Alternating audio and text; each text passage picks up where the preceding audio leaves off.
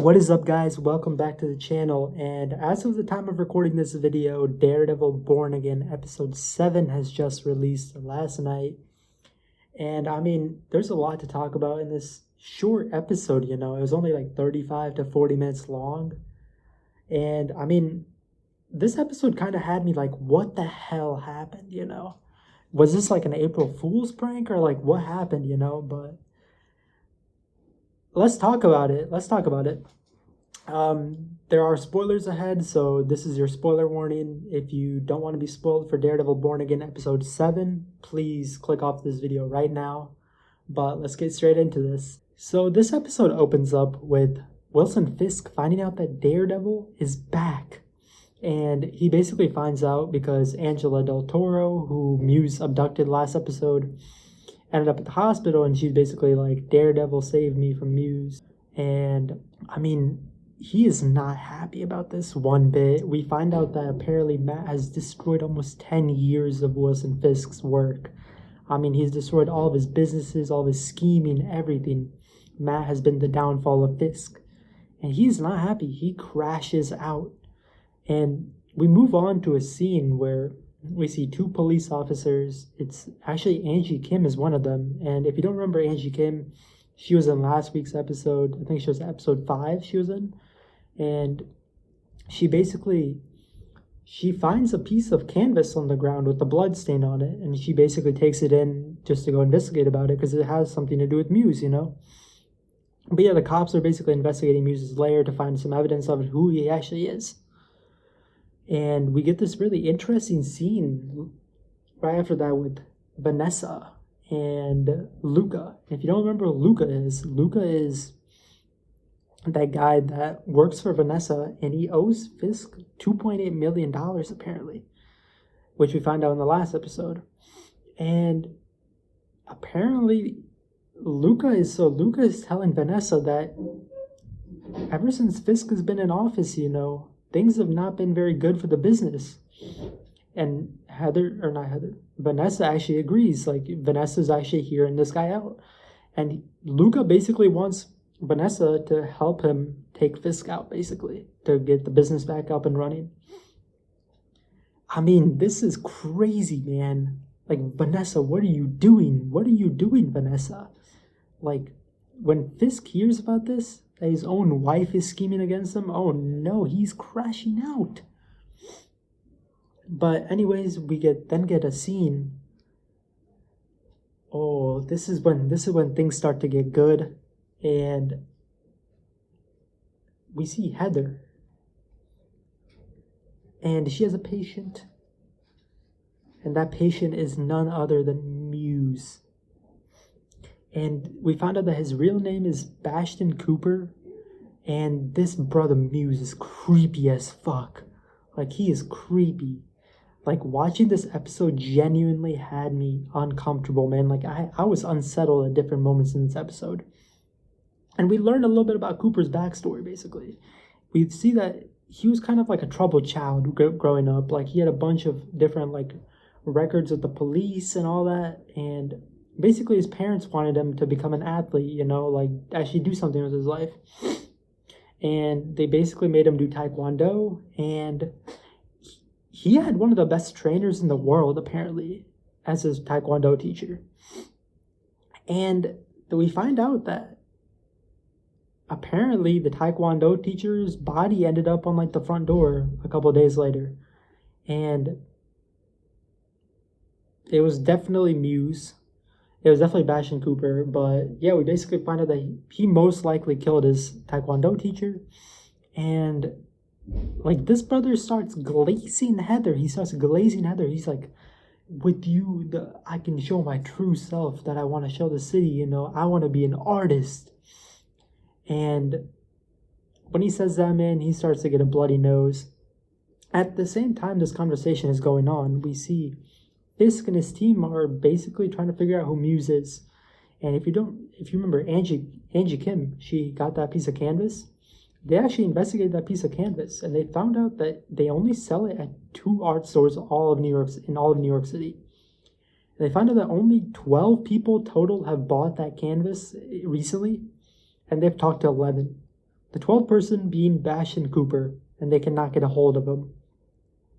So they realize that it might not be Cooper, it could be Cooper, but then they look at his arrest history, basically, like his police records. He had a lot, so then they realize that this is definitely our guy. He is a messed up human being. And then they also realize that he's going to therapy with Heather. So their Fisk is like, oh shit, man, that's my therapist too. And Fisk basically says, he calls up the task force and he's like, man, y'all gotta deploy. This is the first ever mission I have for you guys, you know. I want you guys' face in the news. You guys call it news. And he sends a task force led by Cole North and Officer Powell. And Cole North is a pretty big character. If you watched my last episode, I basically talk about it. And Officer Powell is that one crooked cop that we see that Hector Ayala was fighting in episode 2. I mean, I still don't like this guy at all, one bit. But we move on. And we see, remember how I said that Muse's nose starts bleeding? Heather's like, yo, Muse. Or he's like, yo, Bastion, your nose is bleeding. He's like, oh, let me just be a nice young man and let me wipe it off. You know what he does? He starts painting with it. He starts painting with his blood. And he basically draws a picture of like the Muse mask with the blood coming down the eyes. Genuinely unsettling, man. Heather, if I were you, I need therapy. I don't even care if I'm a therapist. I need therapy myself. And then he basically is like, Heather, I know what you're thinking right now. How fast can you get to that door? And Heather just tries booking it. He smacks her head on the wall, knocks her out. And while this is all going down, we see that Daredevil is at the crime scene, like the Muse's lair from last episode. And he's trying to figure out who Muse is too, you know, like this is something that was very interesting in this episode. We saw more of that Daredevil investigative work, you know, like Detective Daredevil, you know. I genuinely think this is one of like the coolest things about Daredevil is his investigative work. So I really like that they showed this in the episode. But he's trying to find something that will lead him to Muse. And he finds drawings of Heather in the lair. He basically like feels around. And then we actually see him. He feels around. And he feels Heather's like face like on the paper. Which is so cool. Genuinely such a cool thing. And he's like, oh shit. And this episode really built up on Heather and Matt's relationship before all this happened. And I personally really didn't think that they had too much chemistry going on, but in the first couple episodes between Matt and Heather, you know. But this episode really did build on it, and we kind of see like the same thing with like Matt's not telling Heather what's going on with his life and how there's so many bruises on him and all that before. And Heather's like, Matt, you gotta tell me what's going on. And, you know, it's because Matt's Daredevil, you know, so he doesn't want to tell her. So it's like the same old thing, you know, where he's not telling his like closest people that like he's Daredevil. But I genuinely really feel like this episode really increased the chemistry between them. But anyways, going back to the Muse situation, we see that Muse, when Heather wakes up, she's tied on a chair, and Muse has his mask on. And he basically just sits there, and she's like, Bastion, you're better than this, man. Come on, release me. He's like, no, don't call me Bastion, call me Muse.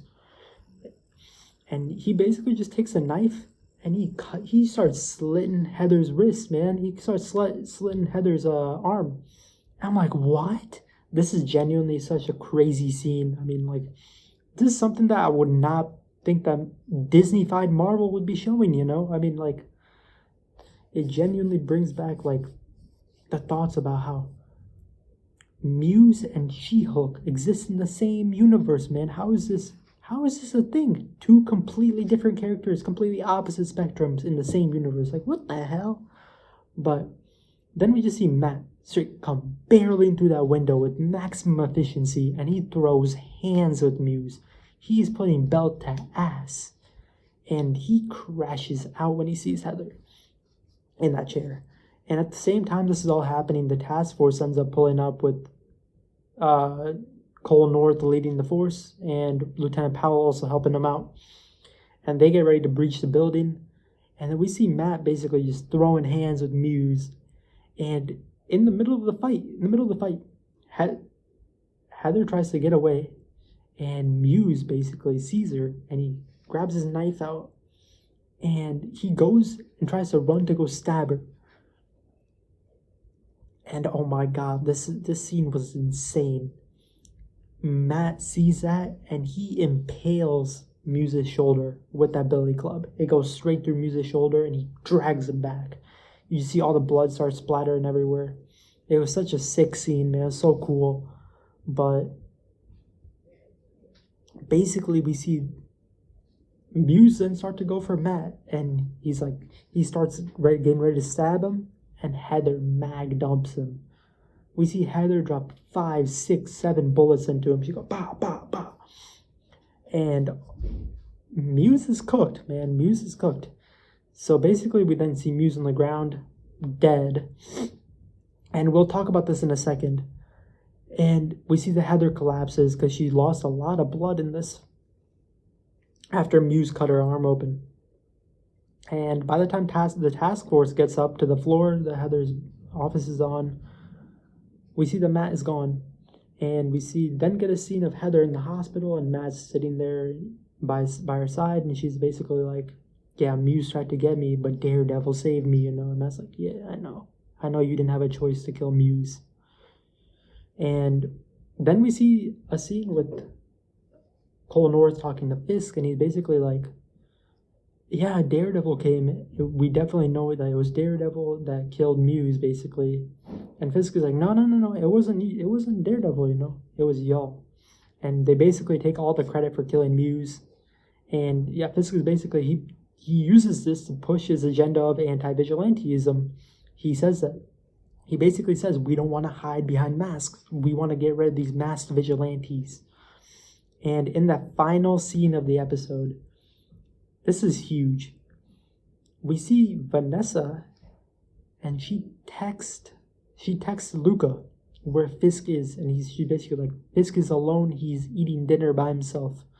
Go and kill him. And Luca basically goes, gets ready to shoot him, and all of a sudden, Fisk's assistant, Buck, is in the shadows with a suppressor pistol. Pew, pew. Luca's dead. I mean, this is...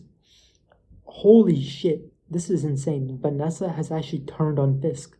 I mean, when Fisk actually hears about this, all hell is gonna break loose soon, man. Like, these next 2 episodes, and next week will be episodes 8 and 9. They're dropping both episodes next week on Tuesday. So, I mean... This episode is crazy so far. So, I mean, Vanessa and Fisk are not getting along whatsoever. And seeing these two probably duke it out soon would be really insane. But let's talk about Muse here. Is he really dead?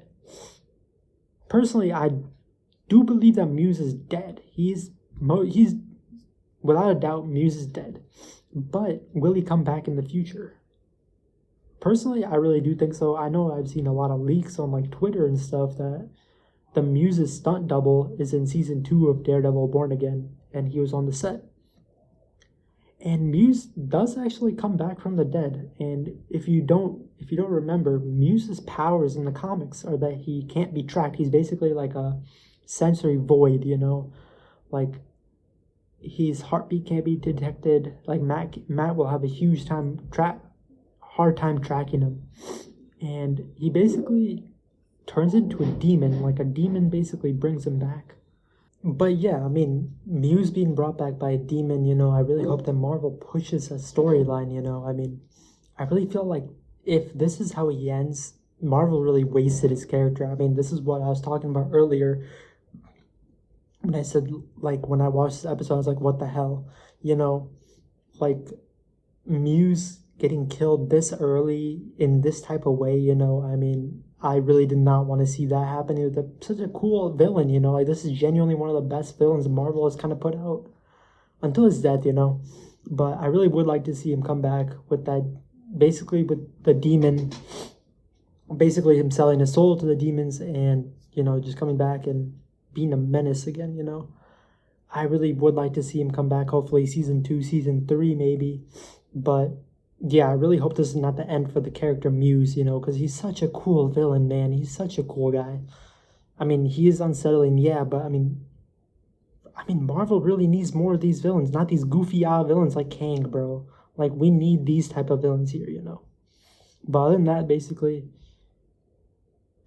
sums up the episode. I mean, this was not as good of an episode in my opinion. It was still a decent episode. I didn't really like how it ended, but I mean, it was still a solid episode. I mean, this just keeps on going to show that this show, Daredevil Born Again, so far has been amazing. I mean, this episode not the best, but I mean, we still have 2 more episodes and a finale, and I mean, Charlie Cox and Vincent D'Onofrio, they both said that episodes 8 and 9 were some of their favorite episodes of this entire show. So we are most likely about to see some peak soon, man. So all hopes are the next week's episodes. I mean, next week is the finale. They're dropping 2 episodes. 8 and 9 are coming out next week. So I'm so ready. But anyways, thank you so much for watching, and I'll see you guys in the next episode.